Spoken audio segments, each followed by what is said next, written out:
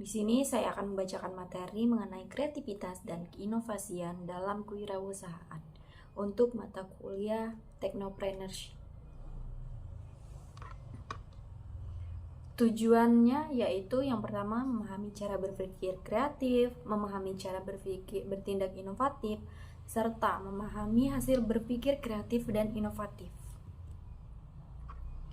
Berpikir kreatif memiliki otak kiri dan otak kanan, di mana otak kiri lebih mementingkan pengembangan keterampilan berpikir, lebih menangkap logika dan simbol-simbol. Sedangkan untuk otak kanan mengembangkan keterampilan kreatif, lebih menangkap hal-hal yang bersifat intuitif dan emosional.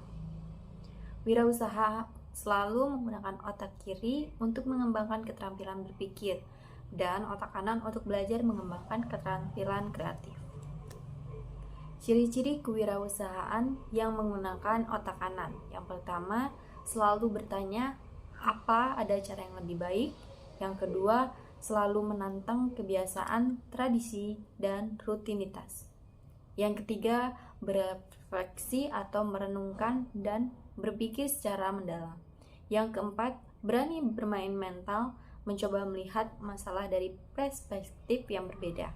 Yang kelima, menyadari kemungkinan banyak jawaban dari beberapa atau jawaban yang benar. Yang keenam, melihat kegagalan dan kesalahan hanya sebagai jalan untuk mencapai kesuksesan. Yang ketujuh, mengoleksikan ide-ide yang masih samar terhadap masalah untuk menghasilkan pemecahan inovatif. Yang ke-8, memiliki keterampilan helikopter, yaitu kemampuan untuk bangkit di atas kebiasaan rutin dan melihat permasalahan dari perspektif yang lebih luas kemudian. 7 langkah proses yang menjadi kreatif menggunakan otak kiri menurut Zimmer. Yang pertama, tahap persiapan. Yang kedua, tahap penyelidikan. Yang ketiga, tahap transformasi. Yang keempat, tahap penetasan. Yang kelima, tahap penerangan. Yang keenam, tahap pengujian. Dan yang ketujuh, tahap implementasi. Tahap-tahap yaitu ada tahap persiapan. Kesiapan untuk berpikir kreatif dilakukan dalam bentuk pendidikan formal, pengalaman, magang, dan lain-lain. Cara agar kita dapat memperbaiki pikiran kita agar dapat berpikir kreatif yaitu dengan cara 1. Hindari sikap untuk tidak belajar. 2. Belajar banyak. 3. Diskusi ide-ide kita dengan orang lain. 4. Himpun artikel-artikel penting. 5. Belajar profesional atau asosiasi dagang. Yang kedua, tahap penyelidikan. Tahapan ini diperlukan untuk dapat mengembangkan pemahaman yang mendalam tentang masalah atau keputusan. Untuk menciptakan konsep dan ide-ide baru tentang suatu bidang, pertama-tama seseorang harus mempelajari masalah dan memahami komponen dasarnya. Yang ketiga, ada tahap transformasi. Dalam tahap ini, kalian akan identifikasi persamaan dan perbedaan yang ada pada informasi yang terkumpul. Dalam tahap ini diperlukan kemampuan berpikir konvergen dan divergen, di mana kalian harus melihat perbedaan dan persamaan antara data dan kejadian yang beragam. Contoh, ketika sudah menemukan konsep yang diingin untuk diselidiki, kalian harus menemukan data yang sebenarnya ada di lapangan dengan tidak tergesa-gesa. Yang keempat, ada tahap penetasan. Penetasan merupakan penyiapan pikiran bawah sadar untuk merenungkan informasi yang terkumpul. Pikiran bawah sadar memerlukan waktu untuk merefleksi informasi. Cara-cara meningkatkan proses berpikir kreatif adalah dengan cara menjauhkan diri dari situasi. 2. Sediakan waktu untuk menghayal, santai dan bermain. Berhayal tentang masalah atau peluang. Kejarlah masalah atau peluang dalam lingkungan. Yang kelima, tahap penerangan.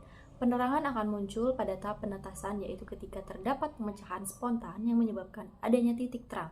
Pada tahap ini, semua tahap sebelumnya muncul secara bersama dan menghasilkan ide-ide kreatif serta inovatif. Yang keenam, tahap pengujian. Validasi keakuratan dan manfaat ide-ide yang muncul yang dapat dilakukan pada masa percobaan.